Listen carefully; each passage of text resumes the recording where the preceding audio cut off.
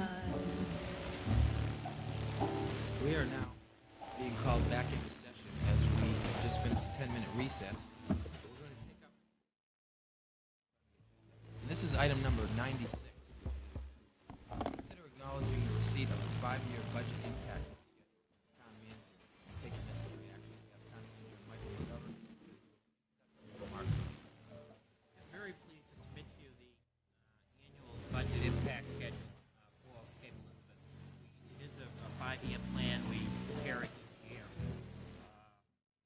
It's usually a fairly good indicator of next year's budget. However, I would like to say that it is all subject to review, and that just because it appears here, it doesn't necessarily mean that it's going to appear in the budget. But as we do prepare the budget, we do use it as a guide. I would like to note that this time, more so than other years, we use a much greater process of reaching out. For instance, we asked the chairman of the different boards and commissions to suggest certain items or whatever items they cited for the budget impact schedule, as well as some other personnel, the harbor master, for instance. Like anything that involves spending, when you ask more people, you get more ideas, which I think is appropriate because that way the needs of the community are truly before the town council, or what some see as the needs. There are a number of things in here that are very much guesstimates at this point. For example, it mentions we might need full-time drivers in the fire department in a few years from now. I am not at all ready to propose that. I just lay it out there as something that might be coming, and you might think about it. At this point, I do think it is a ways off, but I do see it coming at some point. You all have had about a week to read it now, and I don't plan to highlight it, but beyond that, but I would appreciate if you would acknowledge receipt of it, and I'd be happy to answer any questions you have on the budget impact schedule as well. So moved. Second. It's been moved and seconded to accept the budget impact statement. I'd now like to move on to any questions or comments regarding the statement. Councilor Ambrose. Yeah, just a comment, and I guess a question too, Mike. On your projected increases in the property valuation Yes. seem to be leveling off dramatically, and I wondered, what were you using to project this? Recent sales? Jerry Daigle, our town assessor, did the projections of valuation, and the increases do seem to be leveling off back to a rate of increase we were experiencing in the early 1980s as opposed to the latter part of the 1980s. So if you notice, we're returning to the older rates. And basically what it is growth has slowed down tremendously in Cape Elizabeth.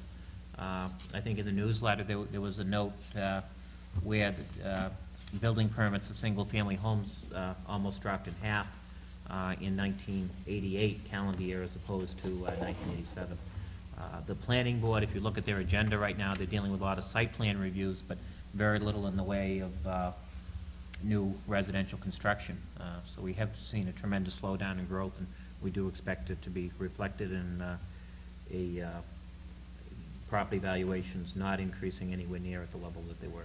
Yeah. Good news for the state education funding formula. It does, and it just shows that the formula will work if you give it enough time. That other growth areas are going to be experiencing what we've been experiencing, which is declining revenues from the state for education. And as they get hit harder, we should begin to bounce back again as the situation levels off. I should make note that these are the town valuations, not the state valuations, and I'm a little worried that the state is about to, they hit us this past year at 28%, and I don't know that much about what they do, but my sense is I bet we get hit one more year with one of those real sizable increases above the statewide average, and after that it will begin to be a little under the statewide average. I sure hope so. Councilor Jordan. As I understood him to say that this is just a recommended document, that it isn't something that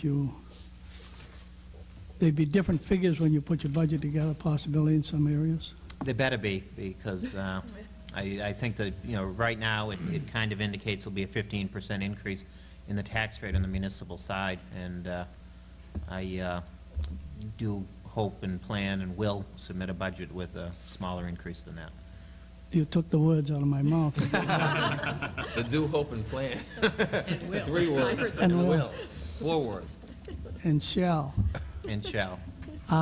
No, I just want to say that when we get a budget, that you have it down where it's reasonable, because I don't want to see Cape Elizabeth get the rumbling going around for a tax cap type deal, because I feel I put the work on a budget that is put together that is something to provide the services and what I feel the majority of the people want.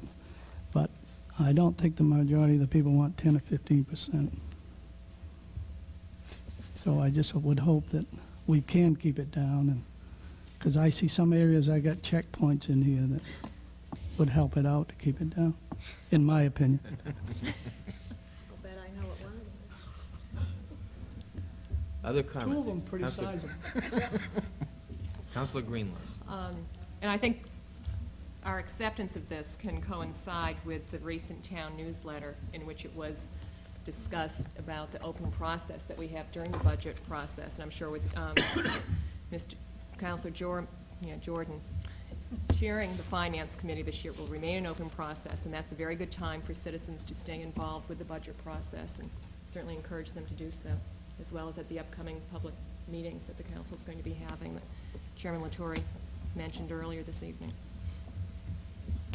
Good. Other comments? Michael, I noticed that it says excess revenues over expenditures for fiscal '88 was $405,000. How does that sink in with your original projections, and how would it impact, fiscal '89? Was it greater, lesser than was anticipated? Because that surplus figure was certainly discussed at length, and how did it end up coming out? I think most of the surplus, which you see there and why it appears on the high side, is within the school department. The town surplus, is indicated in the financial report, came in, I think it was just a few dollars under what had been projected, but basically right on target. But the school surplus came in higher, which Yeah. stays within the school department funds then, in terms of That's- impacting their projections for 90 or something. That's right, except they had projected when they put together the budget a fairly high surplus transfer in anyway, and most of the funds that they did have were transferred right in as a credit to their budget, thereby lowering the property taxes that are currently in effect. Okay, if there's no further questions, we can vote on the motion that's on the floor to acknowledge receipt of the 5-year budget impact schedule. All those in favor? Any opposed? None. It passes unanimously 6-0. Item number 97 is to consider acknowledging receipt of the new and revised job descriptions. I'm just noting the thickness, ladies and gentlemen, job descriptions, and take any necessary action. Michael? Yeah, I'm very pleased that at last we have a full set of job descriptions for all those employees who work in full-time positions that are under the administrative end, as well as department heads. The caveat was the end, there's one here for everyone but the manager. I don't know, Council Chairman picked that up, and it's not really within the purview of the manager to determine his own job description. That's more so the council. So I didn't take it on myself to write my own job description. But I would like to say that I think it's tremendous that we finally do have a complete set. These were extensively reviewed with very much involvement by all of the members of the town staff. There is, however, one description in here that does need slight revision, and that's the Public Works Director. We had revised it. We sent it, MMA working this for us. We had sent them a revised job description, and somehow the old ones still get put in. But aside from that, these are all accurate, and very pleased to submit them for you with the hope that you might acknowledge your receipt of them. You can even accept them if you'd like. Whatever. Other comments regarding the job descriptions? Councilor Jordan? I have just one comment. I mean, it's more of a clarification to me. Probably I forgot something along the line, but I thought that we had agreed in the past there, if the manager was on vacation or away for meetings or something, that his administrative assistant, Debbie Pizzo, would be acting manager. I just wondering, should that be in her job description? I didn't see it in there. You know, again, the appointment of an acting town manager is the responsibility of the council, and, if the council would like that in the job description, that's fine, but very careful, to honor the charter and recognize those responsibilities that are the council's to determine, and, the writing of job descriptions, me assigning things that are council's decision rather than my own, I don't feel comfortable with, but, if you would like that in there, that's fine. Well, it's just something as I read through it that I didn't see it there, and I just wondering whether it should have been there or not. It really doesn't really matter if we're going to appoint or someone every time that you've gone away, gone on vacation or gone to a meeting, something like that. But I thought we had it kind of set up as a blanket type deal to make it consistent. That was all, and that's why I thought it should be in the job description. That was my only point. I would agree with that point. I think it should be, maybe even if it's stated that, the council regularly may vote in, but I think as you're getting a look at what this person's job is, that certainly is part of the glance at that job. I'll be happy to add a wording similar to what the chairman suggested.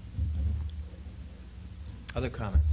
Councilor Amaro? Yeah, was this job done in the budget that we had given you, which I've forgotten, I think it was around $5,000.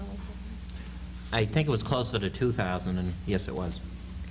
So there weren't any unexpected costs involved? No. Hey, just getting back to the the alternate appointment of the town clerk in lieu of the town manager being away. If for some reason the town manager was away, and for some reason the town clerk was unable to fulfill those responsibilities due to illness or accident or something, would we be locked in by statute if specifically that part of the job description was locked into the town clerk's office, and we had not then the opportunity to appoint an alternate person within the town structure to take the responsibilities?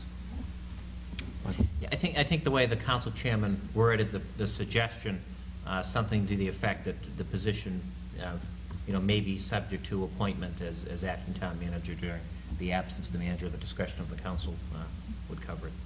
Just, Okay. Mr. Chairman, if I may, to me, in my opinion, that if he was away for the day or something like that and something come in, as you walk out the door and say you're the manager or until I get back or something to that effect? Seems so somebody in the office would be able to answer that question. That's all I'm saying. she might want a pay increase if I did that every time I went out the door. I don't know why she wants the job. As I read it, it's some different than the one she previously had, all these duties. Because of the healthy pay raise we gave her, you remember? Councilor Cogdill? Are we going to get the updated job description for the Director of Public Works? And for this administrative assistant Okay, clerk good. position as well. And if you want one for the manager too, I'll draft one. I would should recommend be that you draft complete. one. Yes. You want? Okay. And which we could add things to, and I know we will. I thought you might say delete. I don't think there's a motion on the floor yet. So moved. I thought there was. I don't think so. No. Moved and seconded anyway to accept the new and revised job description. I also would like to, lest I never give any praise or people think I never give praise, Michael, outstanding job on this job description. Thank you. I know what this is like, and to do it with this number of employees is impressive. This is quite an undertaking, very professionally done. So, great job, Michael. This is being taped, isn't it? Okay, all those in favor of the motion? Any opposed? I'll say I never give enough praise. Well, we worked on Easy Council, too. To consider, item number 98 is to consider distribution of the remaining balance in the Southern Cape Elizabeth Sewer Expansion Fund and take any necessary action. I'll just do a brief introduction on this, which is that the Sewer Expansion Fund was left with about $211,000 for a fund balance. we had met in a workshop as to what will we do with this fund balance remaining in the sewer expansion fund now that the project is completed. After hashing around some ideas, what we basically came up with for a recommendation that's before us tonight is $15,000 reserved for the Southern Cape potential unanticipated future costs, $90,000 to reimburse the general fund for facility planning costs and administrative time spent on the project, and $106,865 transfer to sewer fund balance to assist with the stabilizing the rates and/or for a continuing of infiltration reduction program. Would anyone care to have any comments or make a motion or?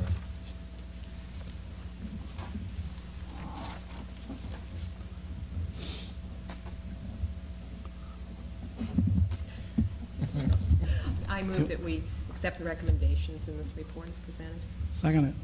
It's been moved and seconded to accept the recommendations which I just read to you. Any further comment?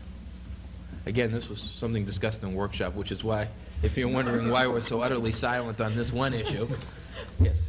Councilor I have a concern with stabilizing the sewer rates. I'm certainly in favor of that. I would hate to see us stabilize them through this transfer of funds and then see a sudden increase when this transfer runs out. And I hope that there will be an effort made to have gradual increases if and when increases become necessary rather than a very large sudden increase. How does it look on the stabilization front? It's, Pretty stable? well, we're just That putting, was Councilor Raymer, I'm sorry. Go ahead. we're just putting together the sewer budget at this point, but my hope is that we'll be able to stabilize rates for about 3 years, and we could probably go longer than that. However, I think Councilor Greenlaw's point is a very wise one, in that we ought to begin.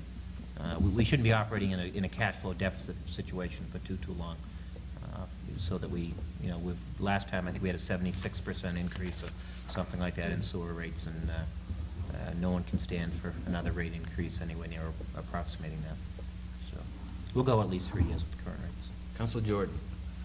Just one little comment on the 15,000 reserved from the South Cape potential unanticipated future costs. What is there? I mean, what is that for? We don't know. That's why it's unanticipated. I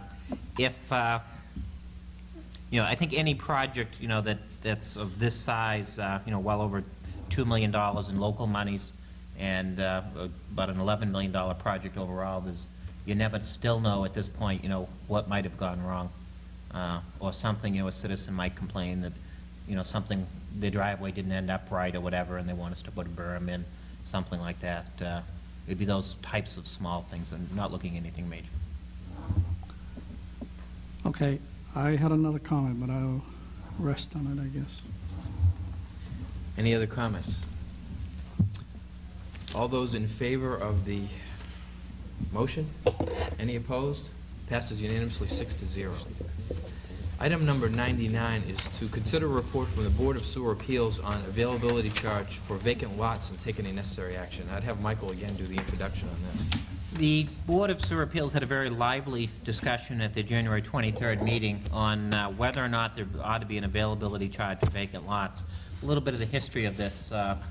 Back in the probably the early 1980s, the town for a little while had in effect a sewer availability charge. I think it was for vacant lots. It was about $27 a quarter at that point. It was not warmly received by the citizens. And in fact, many suggested that they weren't going to pay the fee and the town could take their property, that it wasn't worth it to them to pay a little over $100 a year as a readiness to serve fee. At that point, the council removed the fee. Subsequent to that, the issue came up again, particularly with the Southern Cape treatment plant. And I think a real sense that, a feeling that properties benefited by the sewer ought to pay a portion of the cost for the sewer having gone by their property, i.e. the debt service for the sewer.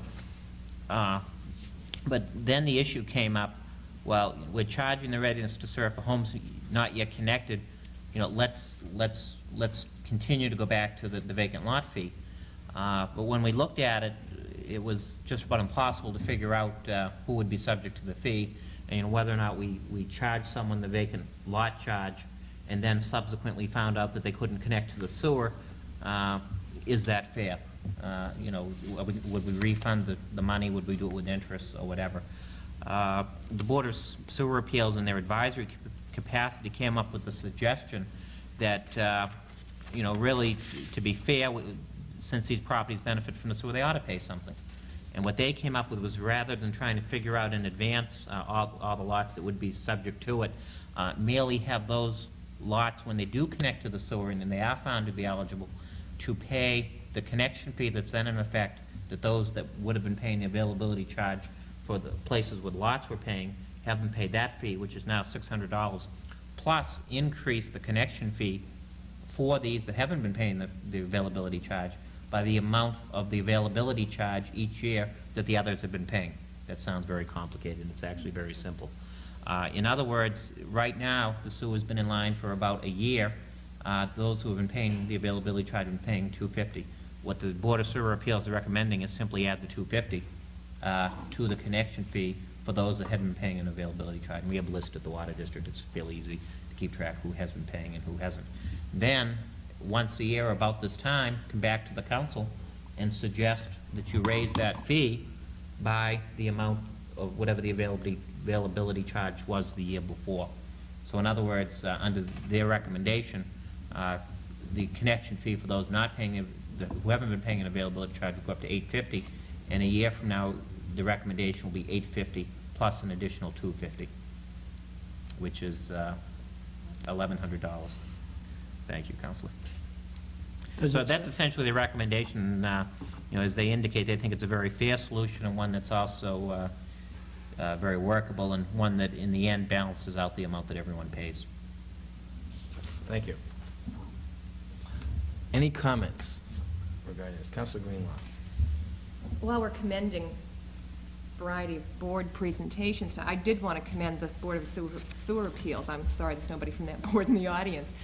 This was one of the better reports I had seen from that board, and I understood from a board member that they had a very good discussion. I looked at the minutes, and apparently they reached their decision on this issue and the next one on the agenda within an hour, which I think is commendable, because I really had to spend some time studying these. I also understand that they were disagreeing with the manager, which can take some extra time.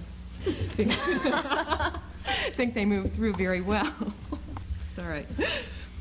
I want to make sure I understand this, and probably these questions, I don't know if Michael's probably the one to answer these questions. To recap it for myself, as long as you're not going to do the development, you don't pay the fee. That's right. That's right. And the charge will be to whomever develops the lot, which is not necessarily the current landowner. That's right. And the charge will be based, the fee will be based on a per unit basis rather than a per lot basis. That's right. That seemed to me to be a significant difference, depending on potential zoning changes. That's right. Okay, thank you. Other questions or comments? Councilor Amaro. Just one. I also think that this is an excellent report and a very good compromise. However, there was so much interest in this whole area of charging vacant lots to hook up or not to hook up to the sewer, that I wonder if it isn't something that we ought to put out to public hearing before we take any action on, just to allow input from people to see if there is a possibility that we might have overlooked something in this on this whole issue, because I think it is an issue that is of concern to a lot of people. And I'm wondering if just acting on it tonight is maybe being a little bit too hasty. Maybe put it out to public hearing at the next meeting and act on it at that time. I would only note that with this particular agenda, probably got greater dissemination than any we've ever had, in that it was in, every item on this agenda was in the newsletter, which went to every home. So I feel that, in effect, if there was a great tumult about this, maybe we would be experiencing some of it tonight. I don't know. That's just a comment I make. But this agenda was certainly one of the most, disseminated of any we've ever had. Councilor Jordan. I got to have a couple of clarifications here, I guess. The 82 The 8520 is up 1,200 cubic feet, and that's a quarter for water usage, right? 215. Now, has that gone up from previously? Is that the same? The sewer user fee, Yes. it went up about a year and a half, 2 years ago now. So it's been up for a year or so. Yeah, a little more than a year, I think. Okay. On the $600 and the 850, I didn't read that in this ordinance of the way you explained it now. Evidently, let me know where I missed it. I agree, the $600, and if I don't want to pay it, and then I decide in 2 years that I want to use that lot and the sewer is available, so I got to pay $250 each year for those 2 years, is that correct? That's correct.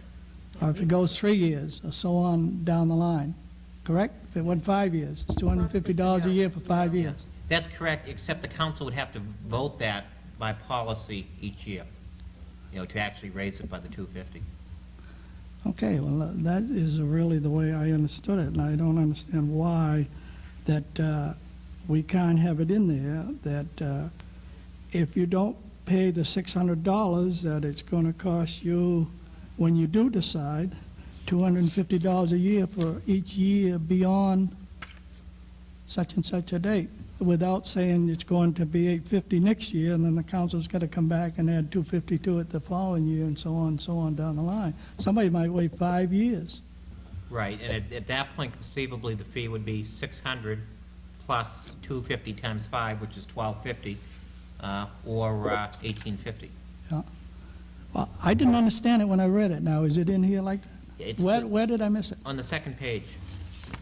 He's talking about under the actual revised sewer rates 250 is not mentioned. page. See, that's not mentioned. I think he's Oh, saying, it's- you spelled it out in your cover letter, but it isn't worded as such, because that number 850 will change every year. That's right. Under B2, Yeah. each year you'd be asked to amend B2 to change the 850 to increase that by 250. So next year you'd have this before you as a recommended addition, that B2 would read $1,100.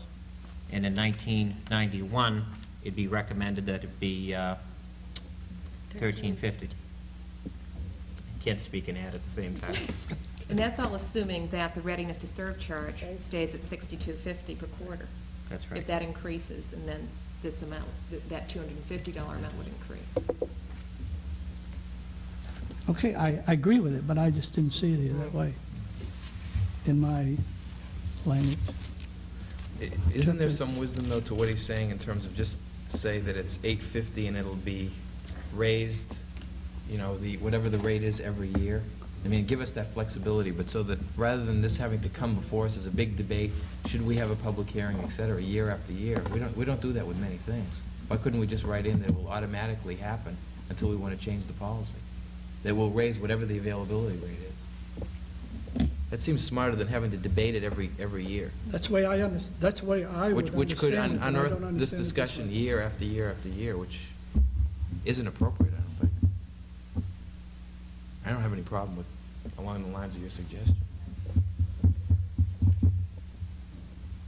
So how Speak, would- Phyllis. How would it read? Thank you. Maybe if I may, Mr. Chairman, maybe Council Amaro had a good idea that we should take this and set it to a public hearing for any of these little things that people don't quite understand and what's going to happen to their property. I think so. And then we could amend it.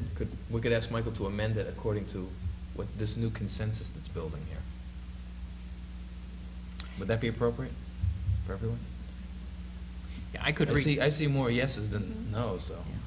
I could redraft this in a format like effective 3/189 with the amount effective, and listed about 4 times, and then just effective March 1 each year thereafter, 250 additional, so that anyone looking at it would get the flavor of it. But that would be just an example, but it might not be the actual amount that you'd be increasing it each year. Because If you present it that way, then people are going to think that it won't increase to $300. You have to be careful. Yeah. You can use 2 years in a row perhaps as an example, and then say whatever is the present fee. I think it's for that better next to year. word it rather than an example, which might cause some disappointment in some who say, I thought this said here, It would be equal Not- to the annual amount of the readiness to serve charge on a quarterly basis.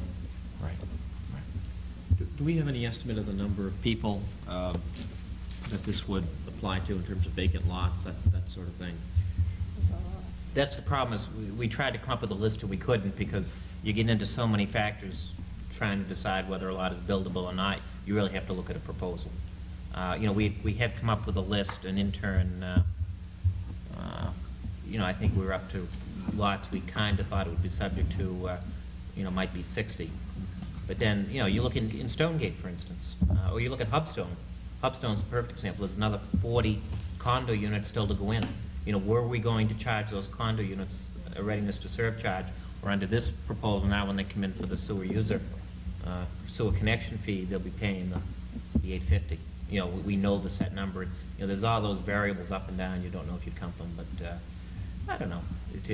I know it's a roundabout way of answering your question, but it's almost impossible to guess the number. Has anyone called you since the newsletter went out indicating this would be on the agenda tonight? No, but, you know, I haven't gotten my newsletter at home yet. They've been in the mail for a week, and, you know, I wouldn't guarantee You that didn't get everyone's today, you gotten didn't get them. today's? I haven't got mine either. I still haven't gotten mine. No. Councilor Concho? Yes, as far as the number of lots this might affect, as Janet was emphasized, the fact this is per unit, not per lot. And it would would go with a change in the zoning ordinances if we allowed more units. So this, it's hard to anticipate how many would actually be affected. Well, it seems to me like the consensus is growing for a public hearing. I think we should have a public hearing. One other point, that the newsletter only goes to residents. A lot of these lots are owned by non-residents. Okay, so, Mr. Chairman? yes, Councilor I'd Amor. like to move that item 99 be set for public hearing at our March meeting, March 15th. As amended, or as suggested for an amendment? Yeah. Yeah. Second. Moved and seconded to set for a public hearing at our March meeting. Any further discussion? If not, all those in favor, please raise your hand. Any opposed? Passes unanimously, 6-0. Item number 100, to consider a report from the Board of Sewer Appeals on seasonal sewer charges and take any necessary action. Michael?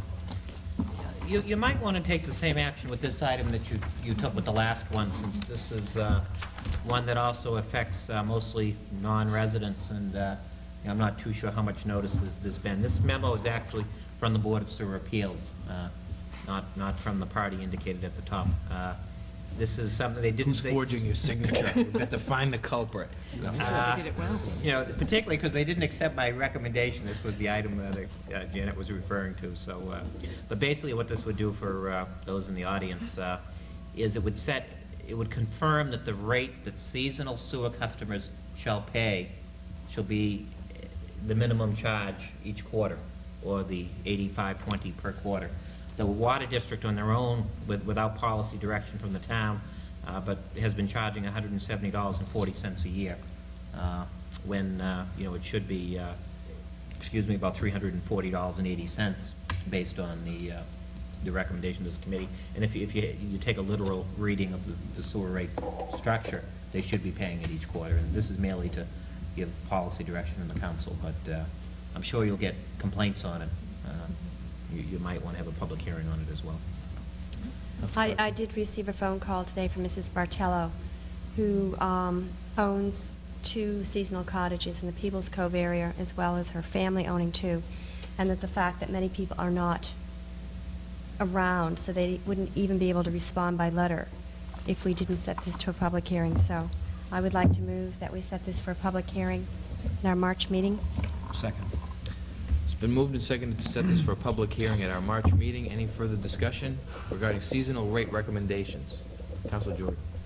I just like to throw out something for somebody to be thinking about, and because I don't quite agree with what this committee has come up with. I thought the charge was pretty much on the water usage.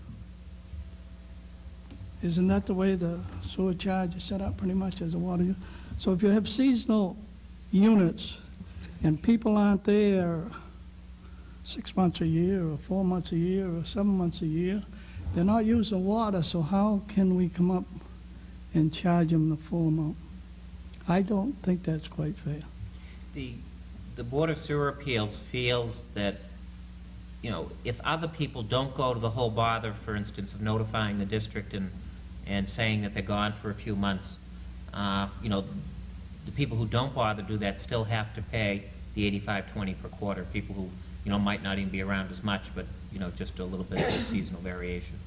And they felt that, you know, because they have the improvement available for their property, the sewer's there for whenever they go in and, you know, want to use it. You know, I know it's difficult without, you know, if the water's turned off, but they just feel that it's fair that they pay at least the minimum charge each quarter. Well, I will say up front, I don't agree with their thinking. I think if it's a seasonal cottage, it's a seasonal cottage, and it's used only 3 or 4, 5 months a year, 6 months a year, that it should have a different rate than, even though it's sitting there and available.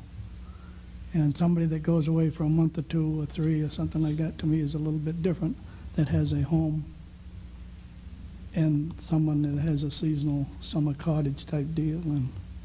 And I'm in favor of the public hearing deal, and we'll get some feedback on it. Yes. Yeah, what I will do is I'll contact the district and I'll get a list of all the seasonal customers, so. I'd like to know that. Yeah, and we'll send them notices. So, you can expect some citizens present. The Jetport should be doing fairly good business after the mailings. I like them. I hope they all come. Councilor Greenland.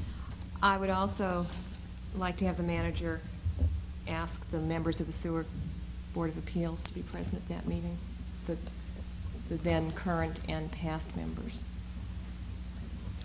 They could be a lot more comfortable defending the policy than I. I think that's very appropriate. I also think it's appropriate in general that if a board recommends something to us, that some member of that committee always be available to us for comment and question. I think it should be an absolute policy that someone was invited here, and if the chairman couldn't come, the chairman would appoint someone. But I just don't like to see in the future where something's coming to us from a board and we don't have anyone to question, and we put Michael on the spot, which isn't appropriate. So if that can be really made clear to the chairman, and maybe we'll do that on February 28th, too. Okay, all those in favor of the motion to set it to the March public hearing? Any opposed? Passes unanimously, 6-0. Item 101 is to consider a report from the town engineer on the first-year operation of the Southern Cape Elizabeth treatment plant. Here, sitting in for our town engineer, is Michael McGovern. That's why he didn't want to do his job description, ladies and gentlemen. Are you beginning to understand this? I think this report indicates very good news, and that is that the treatment plant is working, and it's working appropriately. I think, you know, so often today you get a report that there were certain estimates made, and the estimates were shown that they were totally inaccurate. And you know, I think tonight so far you passed one plan that there was $211,000 left in the project. You know, usually you see cost overruns these days, and that was very positive. And now we're also looking that not only was the construction very successful, but the operation very successful. So I think this is a real credit to the citizens of Cape Elizabeth, who devoted so much time to the sewer project and so much energy to make sure it was appropriate, and as well as a credit to the different sewer committees, to the town council, and to the town engineer. One issue that has come up, and the Board of Sewer Appeals asked the council to take a look at it, is the issue of where the sewer flows from the Wildwood development ought to go. What they have recommended, what the town engineer has recommended, is that we have it go into the Southern Cape plant. However, we maintain the flexibility of operation. What it is, just outside of Wildwood, there's a valve there, and you can move it back and forth. So. Conflict of interest possibly with the town manager's residence? Yeah, there's, if we ought to disclose that, occasionally there is an odor down near Hubstone, the entrance, of apparently when the sewer isn't pumped often enough, what happens is it vents itself up to the stacked pipes of individual homes, and apparently in that lower area of Mitchell Road, there have been odor problems at times, and they aren't experienced when the flow is sent to the southern end. The odor has been present when you have not been home. This is something that I think definitely bears investigation. I just feel very, very sensitive that if there is ever an issue that involves me personally, that I ought to disclose Okay. it.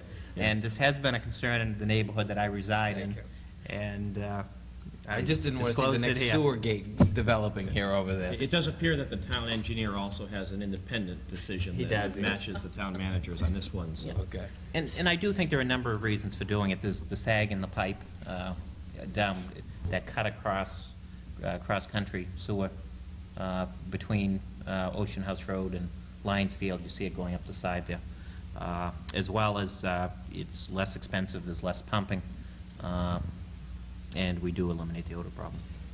Yes, Councilor Cogshaw. I have questions about switching the flow from one plant to another. How is that going to affect the quota that we have as far as the South Portland treatment plant? Is that going to lower our capacity, or is it going to open up capacity for other people to come onto the sewer that will go into the South Portland plant?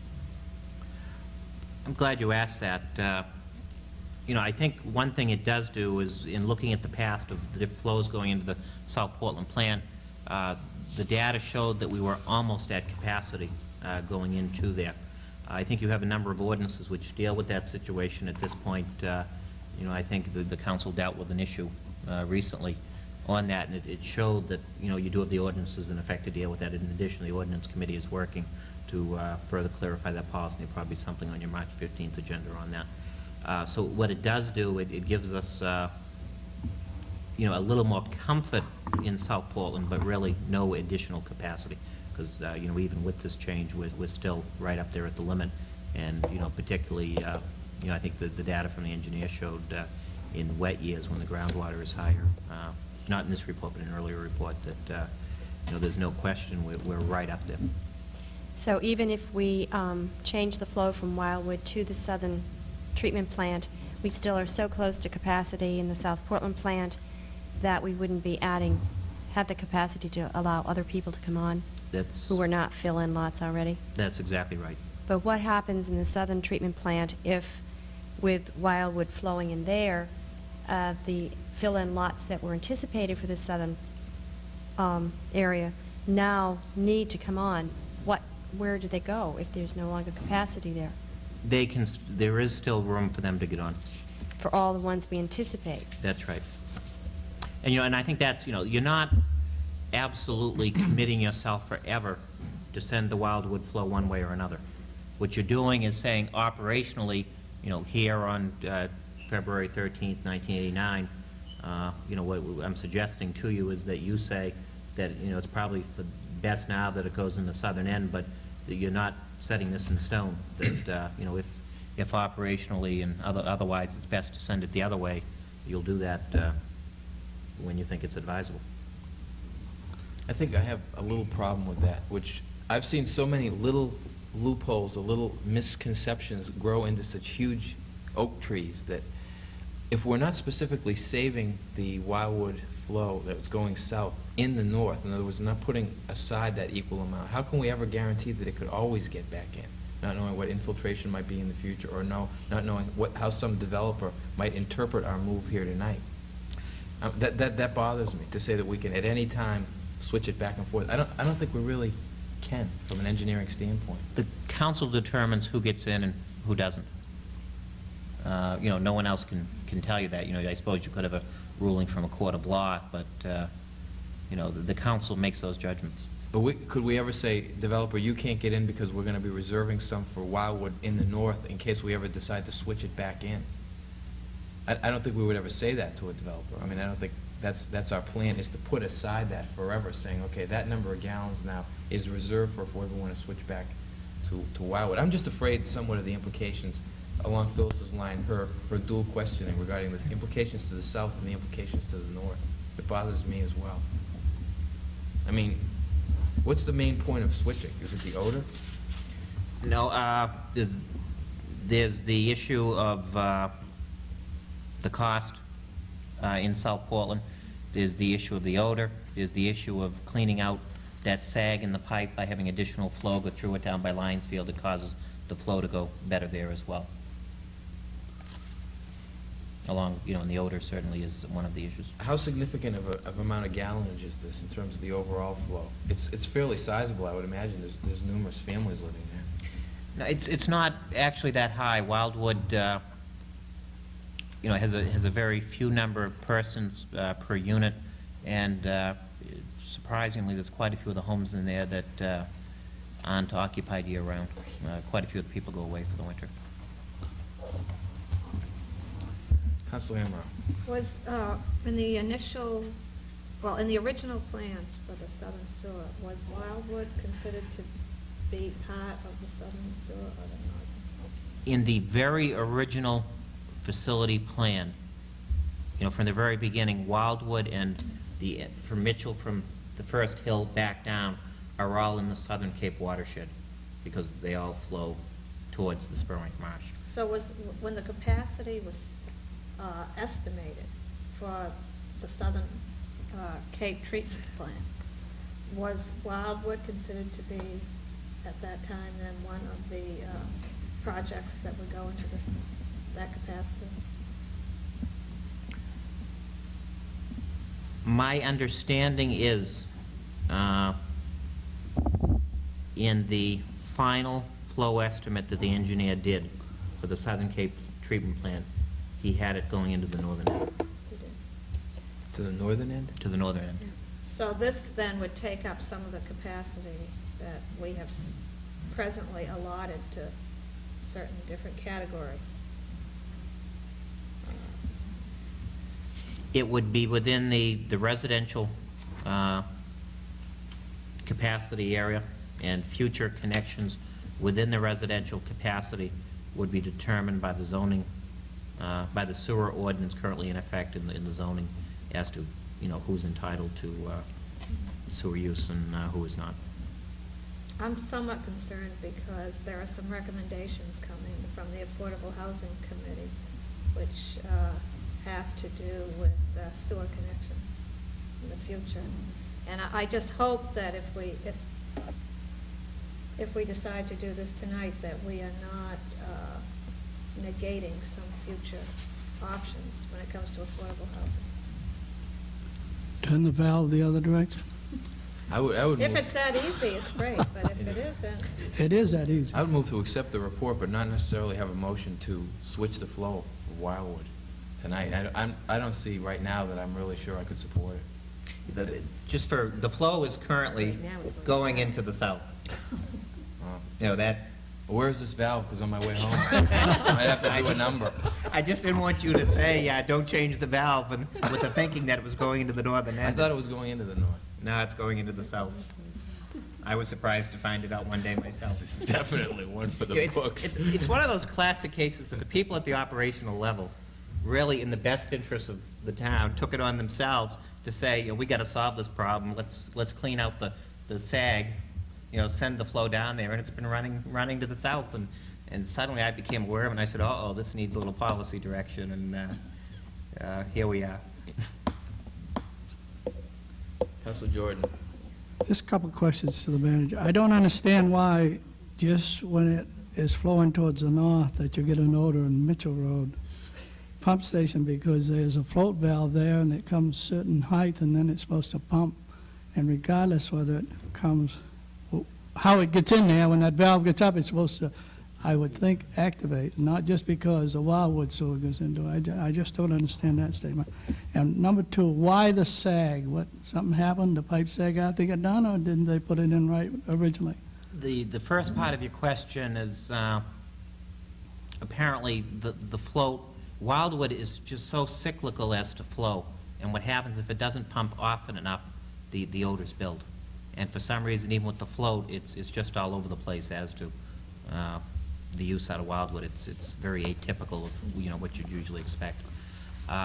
On the other, the pipe and the sag, that's, my sense is that that's Sebago mucky peat there, or very similar soil. And what happened is that it's a float. Okay, my next question is that, maybe it's not a question, but the next comment is that I think it's a natural for Wildwood going to Southern because it's pretty much downhill towards the Southern treatment plant, and then you don't have to pump it. And if I remember back, and my memory might be a little bit off, but Wildwood was being built before the Southern sewer plant was being completed and contract up to, if they were allowed, to put in a little pump station and pump it to the Northern Cape, because that was available to them at the time. And I think that's the reason. But I think the intent and the thinking back then, but when Southern was completed, that is the direction it should flow, because it's downhill all the way to the plant. So I'm not in agreement to vote on a policy change right this evening. And I I think- would like to think it over a little bit I think we should before, table but a policy decision on it. Councilor Cox? Perhaps that 15,000 unexpected or unanticipated expenses could be used to correct the sag. take more on that if it's where I think it is. But could we possibly have some more research done by yourself on this so that we could understand that it's temporarily flowing to the south? That isn't a policy decision, but we could study this a little bit more? Because I think it has ramifications. Albeit small, they could grow up to be larger. And we've seen developers here with their full legal complement, as they have every right to do, but, you know, people will watch these decisions. You know, that was my feeling as well, and why I just didn't feel comfortable about, you know, at the operational level of them doing it without some direction from you, because it does have consequences. One, if I may, Mr. Chairman, one other comment. It doesn't bother me which direction it goes, because I don't get too upset as far if somebody wants to build a house and hook onto the sewer. If it's available in the north, it's available in the south, because I feel all the homes that can be sewered is a proper direction to head for the future of the town of Cape Elizabeth and my grandchildren and their children and so on down the line. To continue to dump sewage into the ground, someday Cape Elizabeth, I may not be alive, is going to regret it, like we did in the 60s on the way they built the lots back in the Cape Cottage area. Now there's more water used, and back then probably a bathroom was it. They had them small cesspools and different things like that.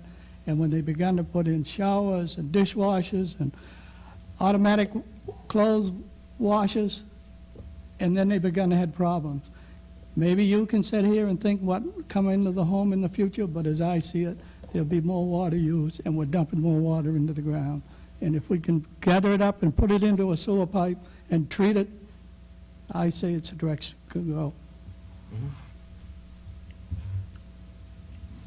So would someone like to make a motion regarding this? Councilor Cogshaw? I would like to move acknowledgement of the receipt of this report and request that further information be prepared by the town engineer and any other appropriate department before we make any policy decision. Second motion. Moved and seconded. Any further discussion? If not, all those in favor of the motion? Any opposed? Passes unanimously 6-0. We have item number 102, which is to consider establishing a Main Street 90 committee and take any necessary action.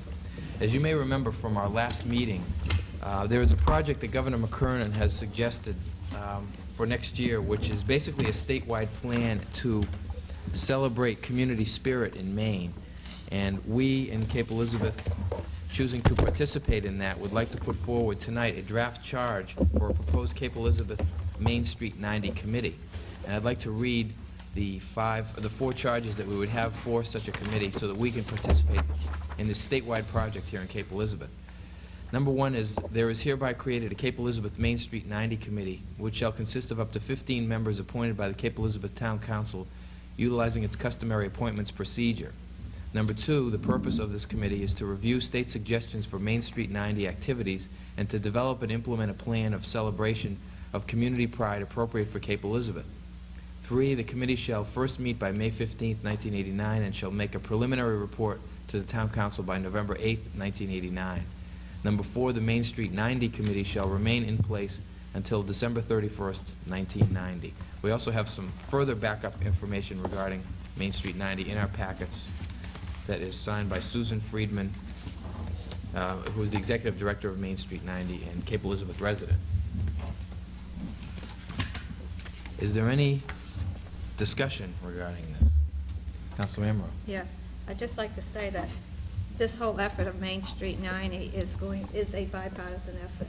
That I've joined the cause, Jay. I just wanted to let you know that Senator Mitchell is doing a promotion for Main Street 90 also, so that I hope that everybody on the council join in this idea. But really, I think it's a great thing for Cape Elizabeth to participate in this. We certainly do have a lot of community pride already, and I think it would be great for us to showcase to the rest of the state some of the things that we're doing. And during the appointment process, we talked to some applicants about Main Street 90, and quite a bit of interest was shown. So I am hoping that when we advertise again for this committee, that we will get lots of new applicants, and that we will be talking to some of the people who showed an interest during our last appointments process. So I think that a committee of the size up to 15 members is reasonable for this kind of a project, special project. So you want a motion? Oh, go ahead, dear. I've got a question. In the manager's cover letter, he brings up the staffing issue, and I'd like to have some comments from him about that, being a staff person in another town and knowing what some of our feelings are about being asked to staff new committees. As the note indicates, I believe that the mission of this committee is very important, and I recognize it's a council priority. I do have concern, and I will voice it, that you've got to be careful every time you set up a committee on how it ought to be staffed. And I did speak to the council chairman about this early today, as well as to Mrs. Amaro, who obviously would like to see this committee, and indicated that I'd be willing to staff it myself, get it started, and hopefully they'll be off and running. Anything? No, I just No? want a motion. I'll move that the town council establishes a Main Street 90 committee for Cape Elizabeth. An appropriate request for citizen involvement be advertised in the Cape Courier or other appropriate vehicles. Second. I was going to have Janet second it in the spirit of bipartisan I'd like to relations. second. I'd like to For the withdraw my bipartisan. Okay. Spirit of bipartisan. Of course, Janet and I supported this before we ever knew Senator Mitchell supported it, didn't we, Janet? That helped. But it certainly helped put us over. Yes. Councilor Do we Concha. want to specify a number of members on this committee? 15 seems rather bulky. Not that. How did you come up with 15? Well, it's up to, Up because to. I thought that for this, to get the most out of this kind of a project, it would be good to involve representatives from the different service organizations, businesses, try to get young people, old people, middle-aged people, everybody represented on the committee, and see what kind of ideas that group can come up with. I think we're also That's- envisioning subcommittees coming out of this group to work on maybe more than one kind of project. Mr. Chairman, Yes, Councilor Jordan. I agree with Councilor Coggeshall that 15 is quite a bulky committee, and to get them all present and to really accomplish something, because if there's 2 or 3 missing at a meeting, then when you go to the next meeting, you got to bring them up to date and all this and that.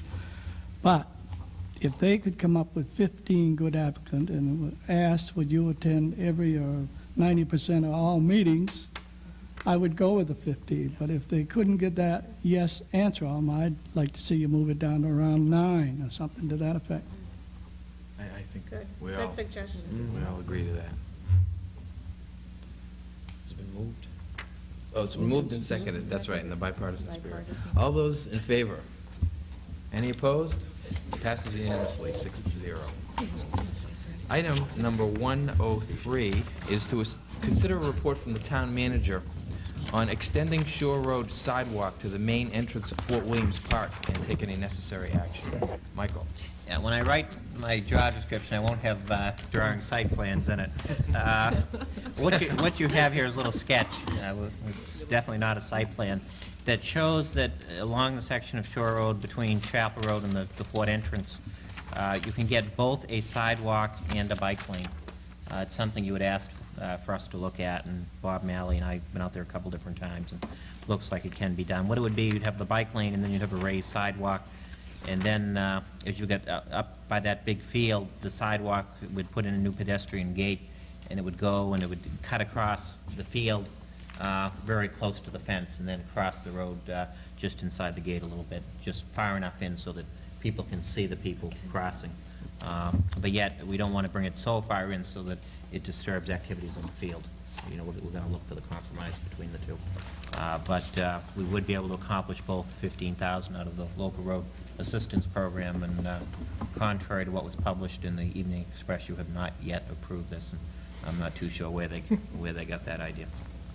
Councilor Coghill? You had a sidewalk improvement budget, a certain amount of money left in that, and you used some of that to extend the sidewalk down to the Chapel Gate entrance.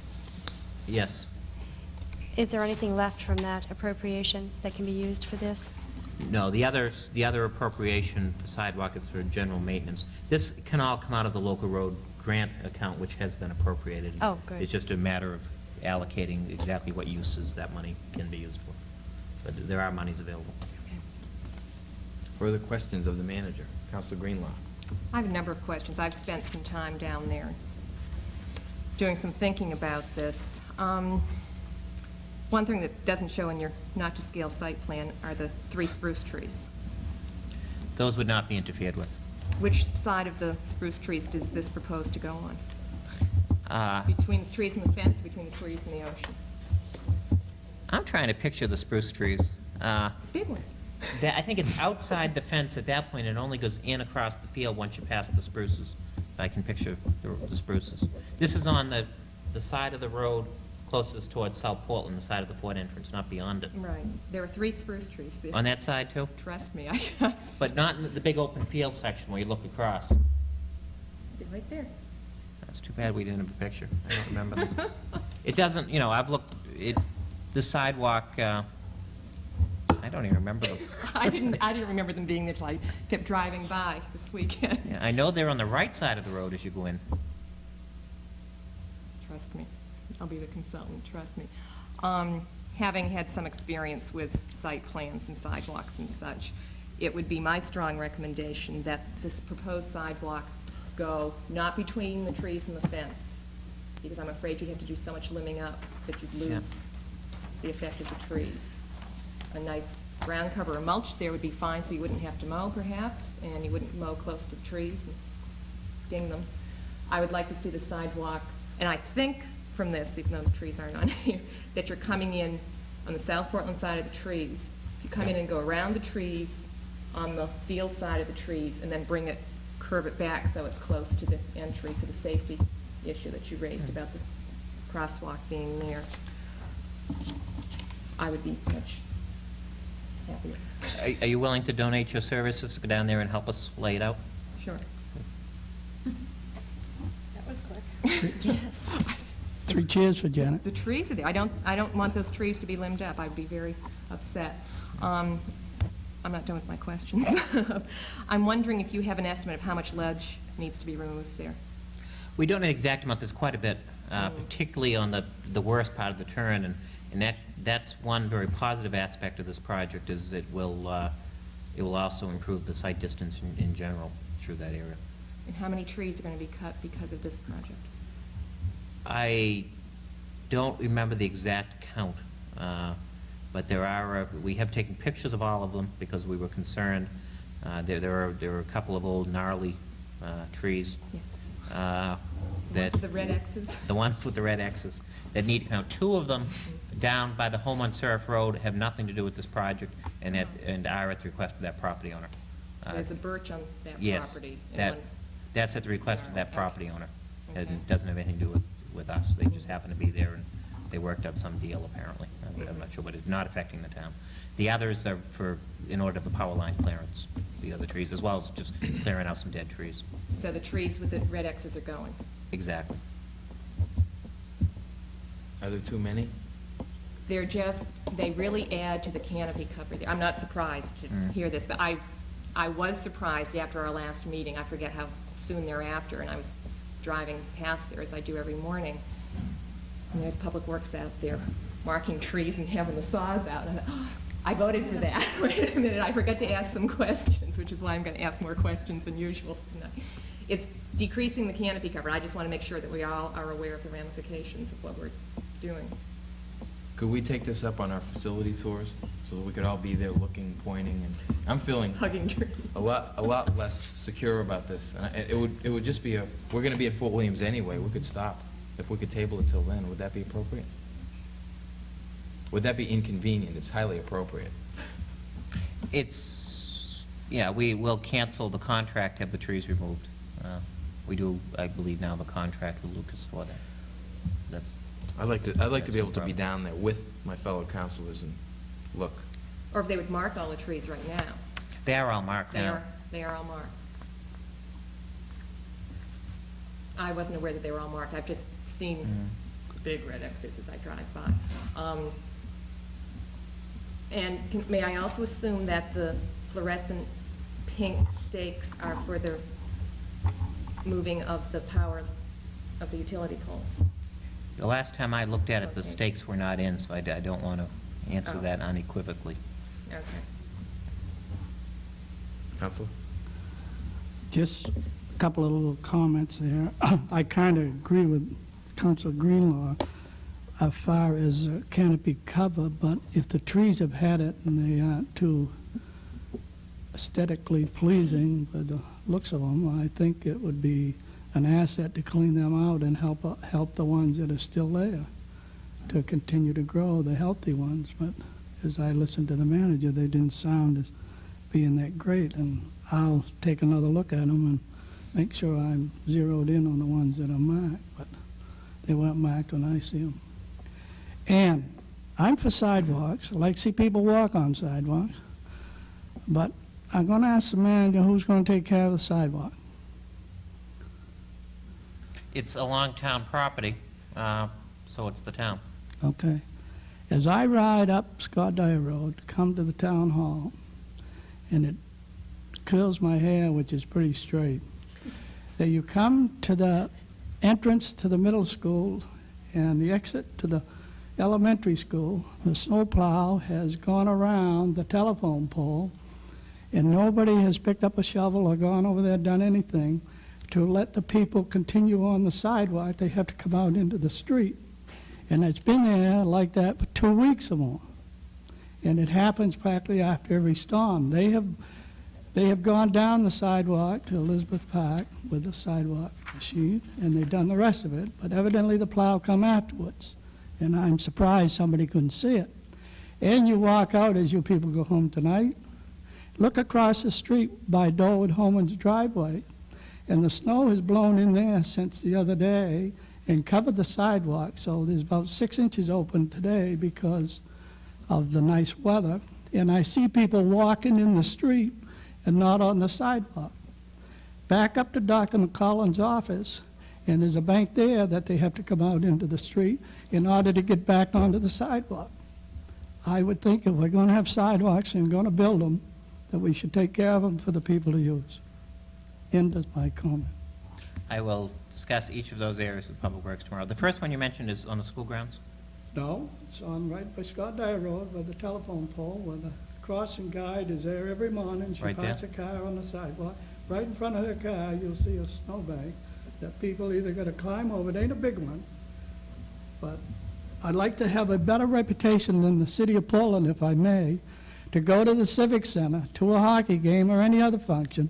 You've got to climb over snowbanks to get across the street because they half do their sidewalks and they never do anything to them banks as they plow them up. You have to make your own path, and I think it's pathetic. And when I see my friend Bernstein someday, I'm going to remind him about it.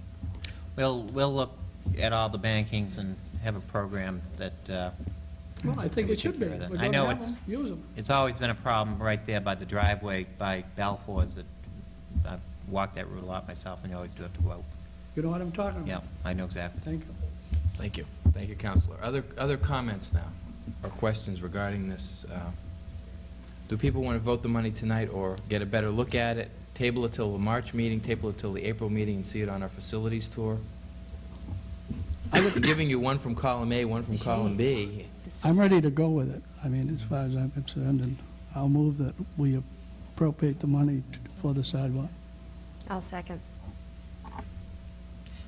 Just one It's brief been moved and comment, seconded. if I may.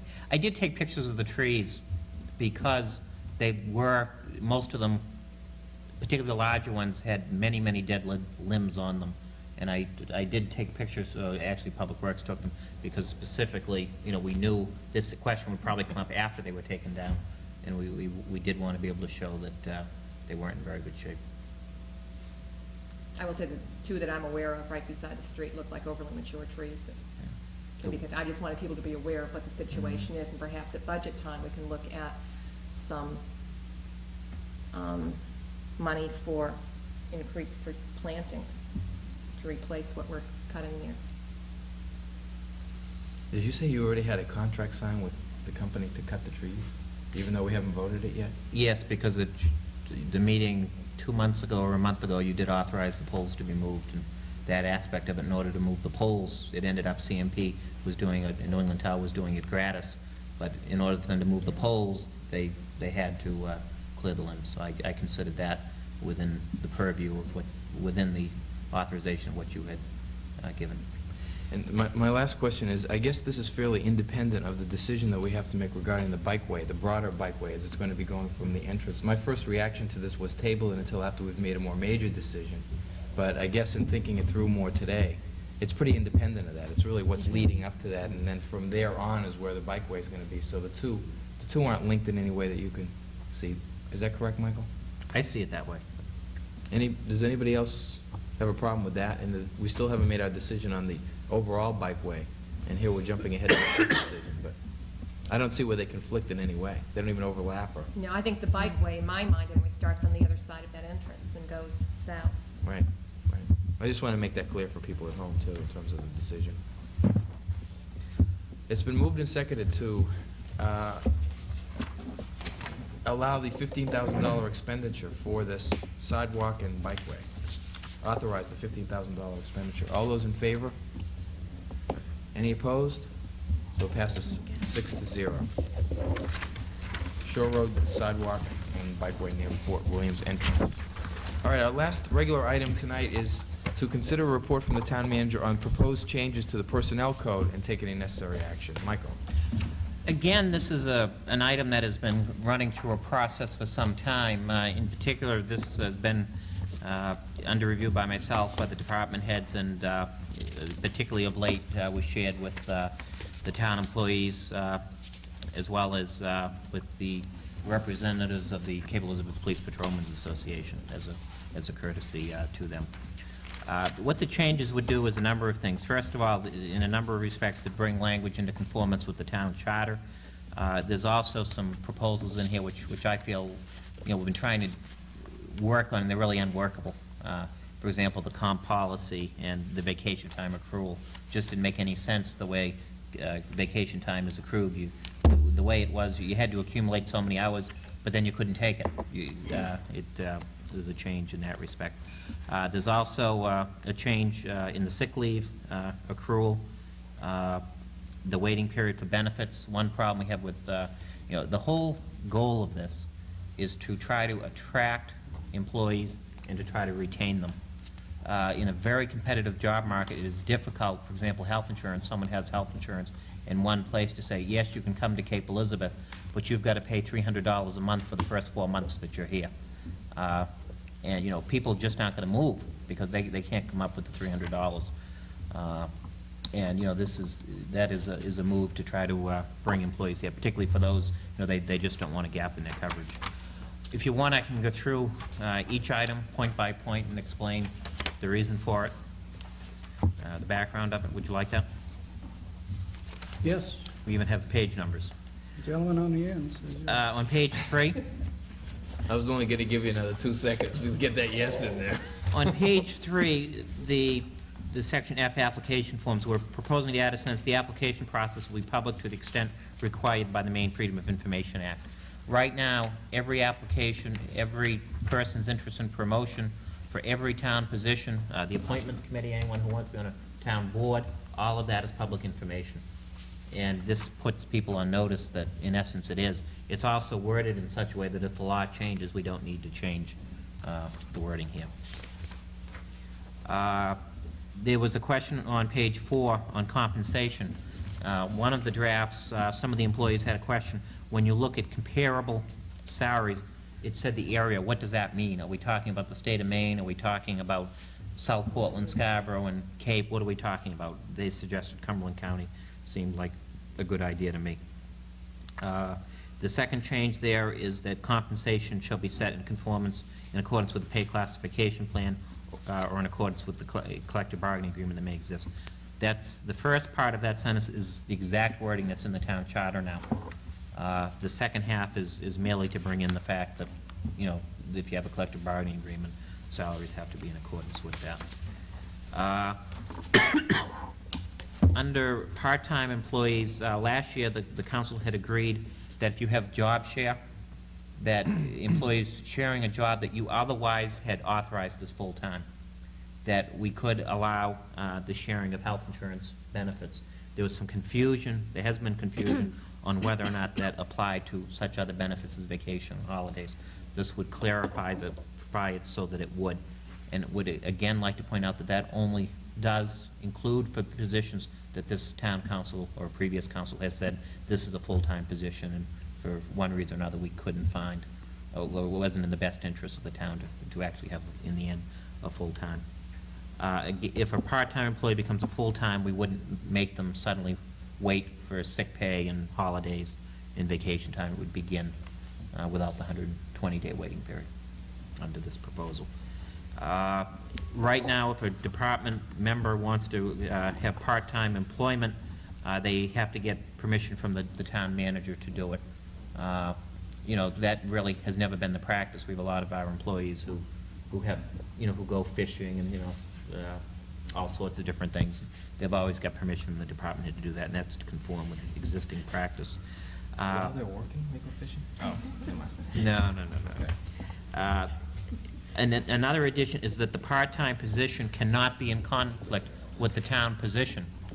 For example, Jerry Daigle, if he wanted to come in and do appraising within Cape Elizabeth, I would say, no, you can't do it, because you can't put independent appraisals and then have people question what the, you know, how come you come out with a different value for the town. There are things like that where there's an obvious conflict, and employees should not want to do it. Then put in that the department heads also need to come to me for permission to have part-time employment. For example, they may teach a course, something like that. Before they took on that obligation, we'd have to review it and make sure that it's not, you know, in a time when they ought to be available working in Cape Elizabeth. Overtime, we've traditionally required overtime, but yet the personnel code has never specifically stated that we could require overtime. It's proposed at the beginning of the next page, which on my copy doesn't have a number, that we could require overtime. Comp time. Public Works employees have been upset for some time that we don't allow comp time to be taken except in the week that it is earned. For example, if they earn comp time on a Wednesday, the pay period ends on Wednesday, so they're forced to take that as pay. What we're doing under this proposal is allowing them to take up to a total of 40 hours in a whole year that's taken some time outside the pay period. It's not a running total of 40, it's a cumulative total of 40. There's quite a difference there. The problem, if you allow a running total of 40, is they could be, you know, they could be taking comp time all the time. We want to put some limits on it because, you know, they're valued employees and we need them here working. But this was something Public Works employees really wanted to see, and it does put a limit on it. Under disciplinary proceedings, there was nothing we could do with an employee other than suspend them as far as any sort of disciplinary proceedings. And what this does, it allows an additional provision that there could be a reprimand instead of just a suspension, and it would go in their file. It would be appealable to the town manager, but not to the Personnel Appeals Board. The reason it's not proposed to be appealable to the Personnel Appeals Board is that these reprimands could deal with a whole lots of different things, and it was felt that the Personnel Appeals Board shouldn't be getting into every last problem that someone might have, and, you know, that if it was more serious, yes, that they ought to have the right to appeal. And in reviewing that with the employees, once we explained it, went through it, they really didn't seem to have a problem with it. Skipping ahead to page 9, numbered again. There's a provision at the beginning of Article 2, benefits proposed to be added, that these benefits, if there's a provision in a collective bargaining agreement, such as the police association, that is in conflict with this, the police agreement takes precedence. In other words, police don't automatically get it because it's here. That is very much subject to negotiation, and the police association ought not to feel, just because we're giving something to the other employees, that they're automatically going to get it. There's been a strong feeling among a lot of our employees sometimes that the police does the bargaining for them. You know, it's something that, you know, I've always said is not correct, and that the council looks, even when considering the police contract, the council looks at the whole picture. And, you know, I think by taking this and extending some benefits to other employees other than the union through the collective bargaining process, it's a clear indication the council is willing to listen to their comments and their needs. And I'd like to stress that this did come out through quite an evolutionary process, actually over like a couple of years, discussing with employees what their desires were. Under holidays, it proposed to do away with the floating holiday and to substitute for it the day after Thanksgiving. South Portland, Cape, and I think one other community are the only ones left in the area that are now open the day after Thanksgiving. South Portland has what they call a skeleton crew, kind of one person per office. We have noted here a very strong decline in the number of folks that come in that day. And there's a particular problem in that the state offices are also closed. So people get very upset, they come in here and then they can't go to motor vehicle, and that has been a problem. Down below, holiday pay, we have always paid overtime when people have come in. It's never been this double time language, and this merely is changing the language so that if someone works a holiday, they get time and a half. In addition to, they also get the 8-hour, you know, for the holiday. So it's just in keeping with the policy that's been in effect a long time. Sick leave could accumulate under this policy up to 140 days. This is something we believe is an incentive for the employees not to abuse the sick leave. I'm not suggesting that they do, but it is an incentive for them not to. And, you know, for an employee with a long-term illness, it is something that, you know, might be beneficial to them. You know, my guess would be, you know, it'd be very, very seldom that you'd ever see an employee use up, you know, so they get down from 140 days down to 0. It's almost unheard of. If they tend to accumulate up to this level, you know, it's really going to be a real difficult situation, or really extended illness, that they would ever take advantage of this. But we also have the provision that if you leave after 10 years, you get 1/3 of it, 1/3 of your accumulated sick leave back. That has been a policy. And similarly, if you're here after 15 years, 1/2. I didn't want to add any more fiscal cost to the sick leave provision that would come in under this payback provision, because that is very expensive. And, you know, I think the employees certainly would have liked to have seen the payout not capped. It was something that I felt, you know, is a significant cost, and just had, I personally had higher priorities. I'm just questioning the math. If you say 1/3 of 120, it's 40. Yeah. But now we're up to 140 days, right? Yeah, but we're not going to give them, in the More. buyback, it's going to be still as if it was based on the 120. Oh, okay. Of the buyout. All right, good. That's the, but not to exceed. The payout at the end is still as if it was based on 120. The only way the 140 really helps is if you end up, you're out for between 120 and 140 days. Okay. You're not going to see too many of those, but I think someone that's really out that long, you know, to use the presidents, we would want to extend them a helping hand. And, you know, I think this is the spirit behind this. Right now, if we ask for a physician's certificate of an employee being out sick, the town manager has to ask for that. This would give the department head as well the right to ask for that under the paragraph below. This is down below, the cumulative sick leaves. This is if we begin to extend certain rights to part-time employees, we've got to make clear that this provision, if a part-time employee becomes a full-time employee, we've got to make clear that as far as counting the 10 years and the 15 years, we're doing it from the basis of when they became a full-time employee and not when they became a part-time. That's clarifying it, and I think strengthening the personnel code on behalf of the town. The bereavement leave policy, section 3-2-3, we're changing the language to that language which is in the police agreement, was not in the personnel code. I think it was very surprising to find out, for example, on the, a death other than a spouse or a child, in order to get even a single day off, the person had to live in the immediate household. For example, we didn't give any leave for a parent or a brother or sister unless they lived in the household, and this is changing that to what's in the police agreement. The vacation policy is based on actually language I found in the Maine Municipal Association policy that they have for their employees. And the employees have been after me for a long time to liberalize the vacation policy. It's what you'd expect employees to be after the manager to do. Gee, I thought they'd want you to constrict it. No, and this is in essence a compromise, and it also ties in somewhat to the floating holiday proposal.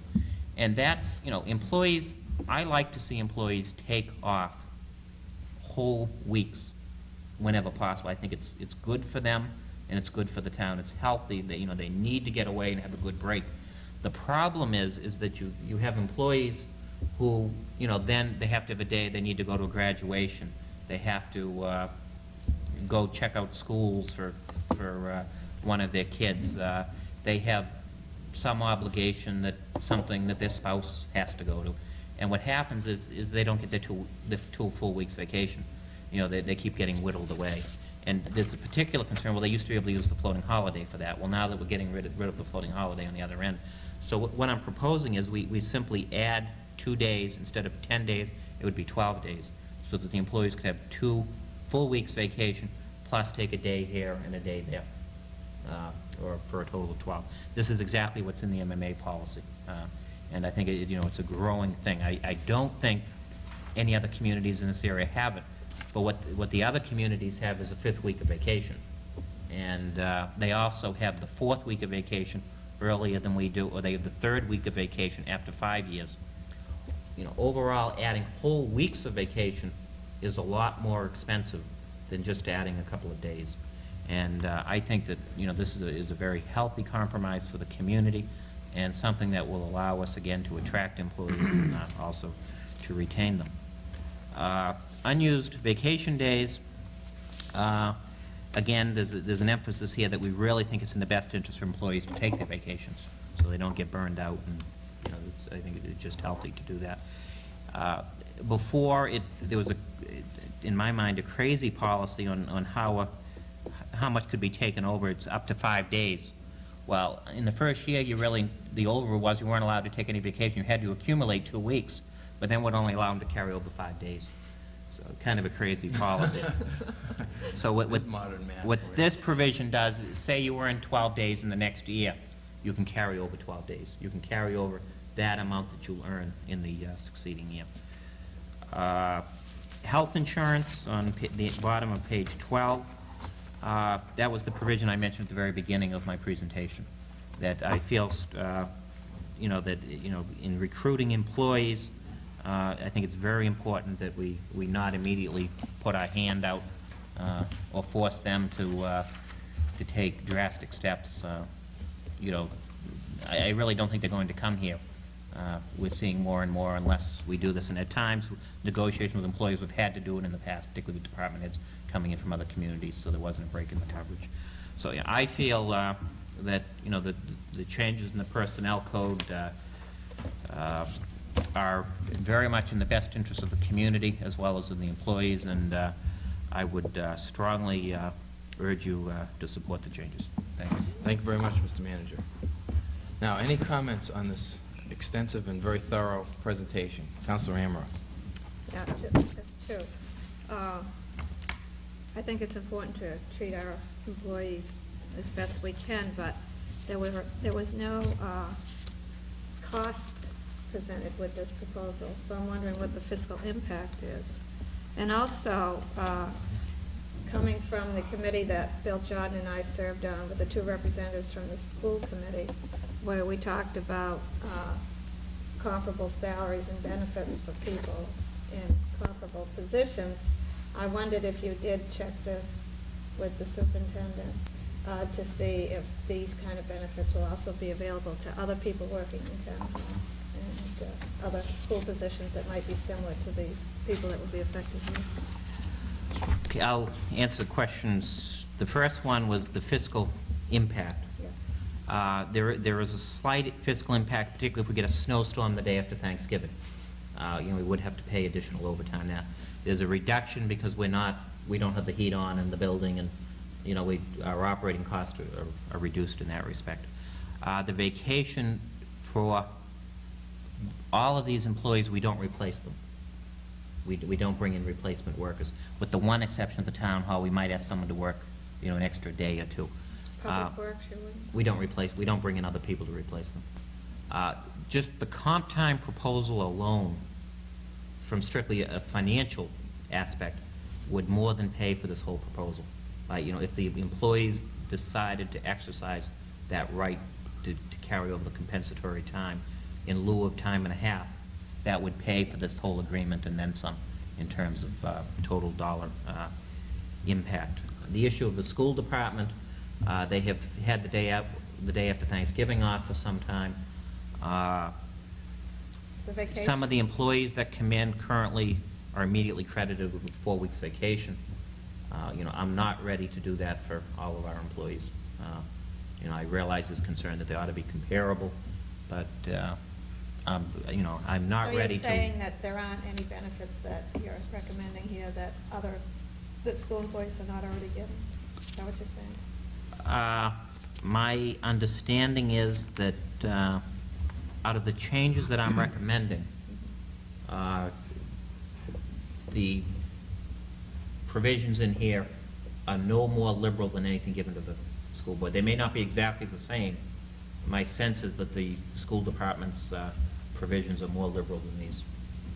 And I know they are, and I've had comments made particularly about the vacation policies with school personnel as opposed to town personnel. And, I think if we went with some of their policies, we would definitely not be commensurate with other practices in the area. I think, we just don't give that much vacation. And nor does any other municipality.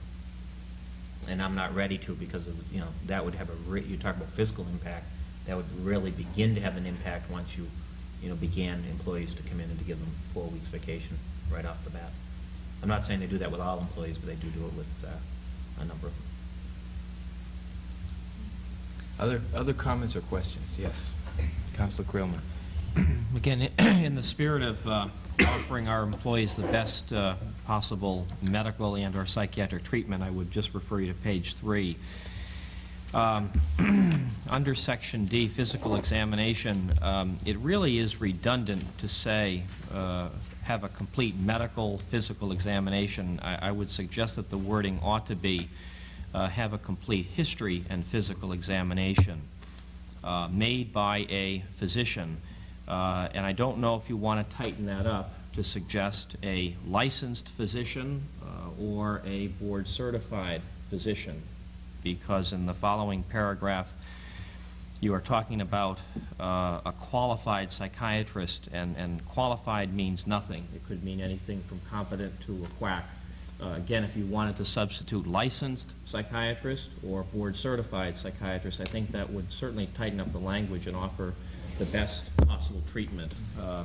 And in one other place on page 9, that would also apply with regard to your use again of the term qualified physician. I would say either licensed or board-certified in a particular specialty. I can change out those to licensed, and as well as put the history and physical exam. I think we're talking the same thing. It's only making sure that semantically it's correct. Mm-hmm. Other questions or comments? Councilor Jordan. got a couple things so I understand things correctly. On page 9, and I can read this if you take the lines out from underneath the day after Thanksgiving. Where you've got the lines in there, it kind of puts it to Thanksgiving. But I can read that to say Thanksgiving, day after Thanksgiving, and Christmas, Period. period. Now, I could interpret that to mean the day after Christmas. It says the day after Thanksgiving and Christmas. Yeah. Should be Christmas Day. Should be Christmas Day. I don't know if you want to put a comma in there or After put Christmas Thanksgiving. ahead of After Thanksgiving or Thanksgiving. something to that effect. Yeah. Because to me, Christmas it Day. reads that, After Thanksgiving, a comma Put does a it. comma after Thanksgiving. Does that do it? I'm not used to using those fancy things. Will, Yeah. You understand what I'm saying? Thanksgiving, Yeah. comma. There's the expert, comma. we're going to call him.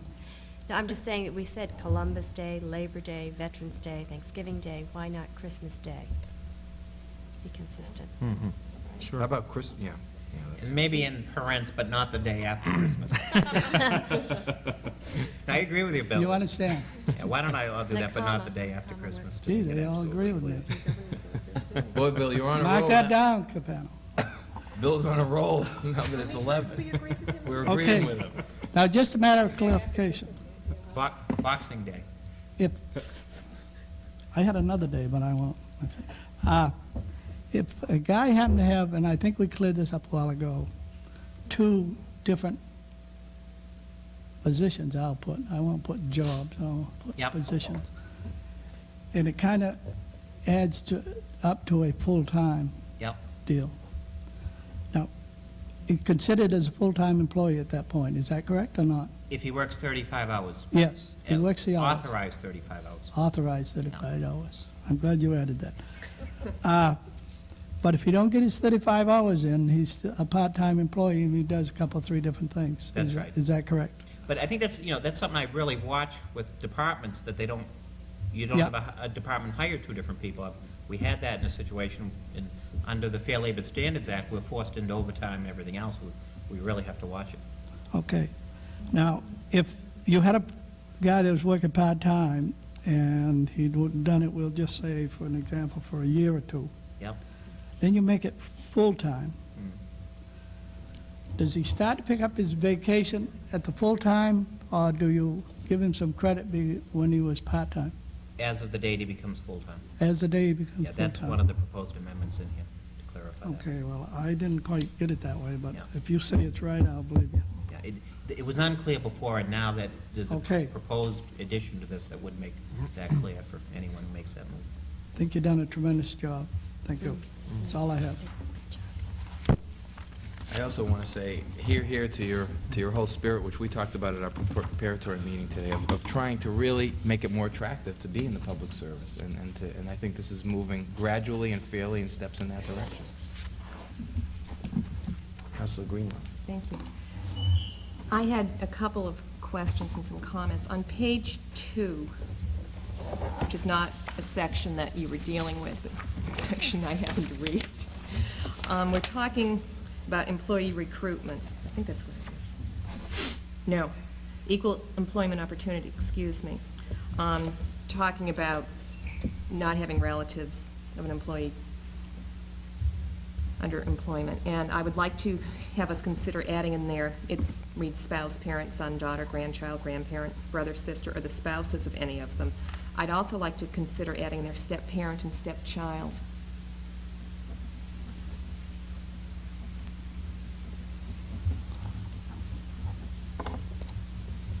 Just seems can be as close a relationship and could open up the same kind of concerns. We're trying to be careful with. I'll And write that in my copy. there's another place that I didn't mark, unfortunately. Oh, yes, on page 10, same thing. On the special leave for bereavement, 3-2-3B, be excused for work for 3 days. I'd like us also to consider there for the death of a step-parent or a stepchild. No, stepchild we've already done, step-parent, excuse me. It's late. Okay.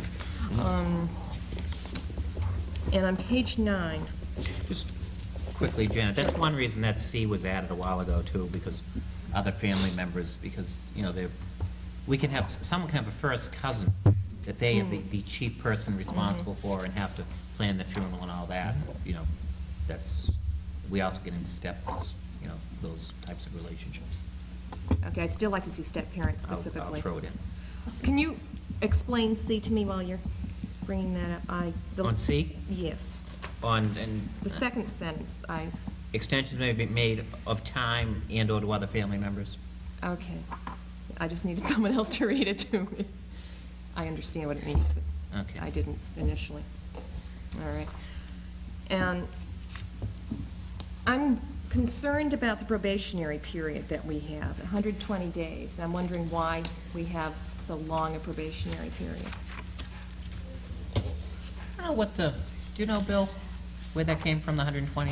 It's been it for a That's long, been- long time. It's been here for a long, long time, and it was a feeling back then, and I agree with it, that to really get a look at an employee, you got to have more than a month or 2 months, and I think they ended up on 120 days. Which is 4 months. Yeah. We have involuntarily separated employees between 90 and 120. Where they, you know, we kept hoping they'd work out, and, you know, sometimes it takes that long to figure out that they won't. You know, I think you bring in an employee, and oftentimes you think, oh, they'll catch on, they'll get better. And, we always take the approach, we work with employees, and we try to make it a successful arrangement. We have found out, I know there was one in Public Works a year or so ago, that it got towards the latter end of it, that 120 was helpful. Well, my specific concern then becomes about the no paid sick leave until you've completed 120 days of employment. And I disagree with that. I think we should consider paid sick leave sooner than 120 days. I don't know when that might be, after your first month or something, but I think 120 days before a paid sick day is really too much to expect of people, with all the flu going around this winter, say.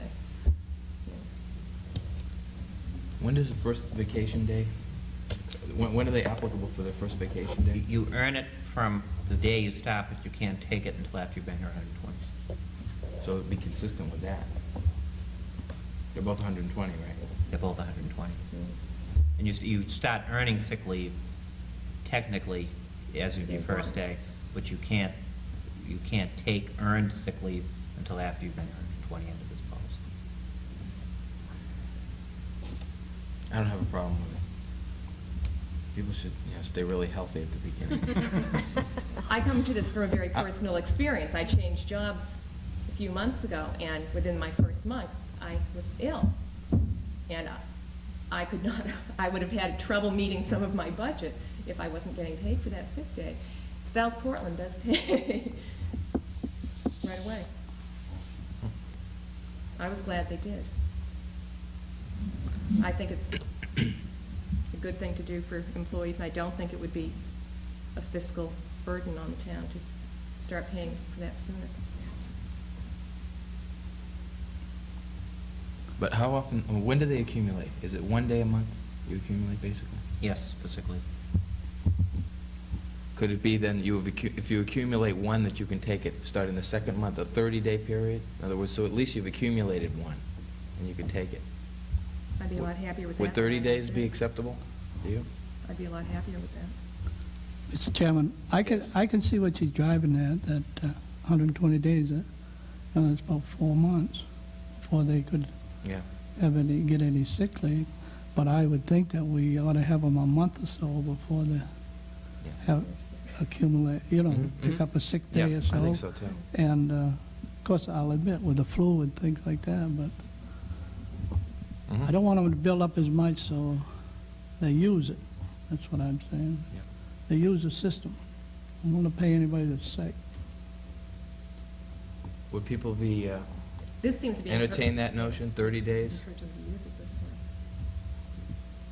I see no great uprising against it, so. I'll put that in. How's the Okay, manager very feel good. about it? That's fine. Oh. Yeah, I'm afraid You we're understand not what- gonna make any more decisions looking around this room unless there's more After 11 coffee. o'clock. Do you? Okay, so you- 30 days. You understand what she's driving at? Yes, yep. You know, I don't think it's going to be a problem. Okay. Any other further discussions on this? Proposed changes in the personnel code. If not, is there a motion? No, No. Does someone care to make a motion? make a motion, but, okay, go ahead. I'll move that the personnel code be amended as recommended by the manager with the amendments that we agreed to tonight. Second motion. Been moved and seconded. Any further discussion? If none, all those in favor? Any opposed? Passes unanimously. There are no other regularly scheduled items on the agenda. We now have time for citizen discussion of items not on the agenda. We have this at the beginning and the end of our meetings. If anyone would care to come forward. I don't see anyone coming forward. Any other little, I see people actually being escorted out of the room so they won't come forward. Allowed to come forward. Any other, before we adjourn, bits of information that we wish to pass on either to the public, to each other, or Just a Yes, reminder of our workshop this Thursday evening. workshop at, is it 7 or 7:30? 7:30, I hope. Oh, wait a minute. 7:30. 7:30. My calendar. Okay. Mr. Chairman, Yes. if I may, I got one thing I'd like to pass on to the manager, and I don't know if it's gonna go out over the TV, but it don't bother me one way or the other, if they wanna wait and listen to it, or if you wanna adjourn first. I read the paper the other day about what you wanna do. You wanna hear it now or later? Well, it's up to you. Do you want it Oh, to go public, or? yeah, it's okay. Maybe might stir some people up. The other day I read an article in the paper about Council of Governments looking for a piece of land as far as demolition material, so on and so forth. And they seem to pick up a spot, but nobody wants to sell because nobody wants it in their back door yard, and they got the power to take it anyway. And I was on that committee there as far as stump dumps and so on and so forth. And so I talked to, they kind of disbanded and let it operate with the Public Works directors, because that's about all that attended it, because I got tired of going, because I got tired of listening to the Public Works problems. They weren't really, in my opinion, headed in the right direction, so I think the Regional Waste is kind of hooked onto it now and moving forward with it. But my point is, I'm a believer, and I hate to see, I'm thinking of finding a place and start burying stuff and burying in things, because someday, somewhere, somehow, that material breaks down and something's going to come of it. If I should think they would be working in the direction of taking stumps and these burnable materials and chomp her up somehow, beat her up somehow so you can burn it. We got a burner over there. Let's use it. They don't have enough materials now to run it efficiently, 7 days a week. You've read the articles in the paper. So I'm asking the manager, with some of his manager meetings and what have you, if you could stir up something with other communities and get their feeling on how they want to handle these things instead of burying. Now, there's an article here a while ago about tires, quite a thing about tires, about shredding them up and being able to use them in road work or burning and what have you. So these are the directions I feel we should be heading instead of dumping everything into the ground, because I feel someday it will be a pollution problem for somebody else other than myself. Thank you. Okay, thank you. Yes. I'll discuss that with Lester Jordan as well. Lester is very active in that and has been working hard, so he might have some knowledge to bring me up to date as well. I'll let the council know the results. Thank you. Are there other comments or anything else? If not, I would entertain a motion to adjourn. Been moved and seconded. All those in favor? Any opposed? We stand in adjournment. I would like to specifically thank the camera people and the producer director for their tremendous work this evening. I have the Arts Commission report. We'll send it in a packet, because you probably read things better when you get them at home meeting, if you like me. I have just a few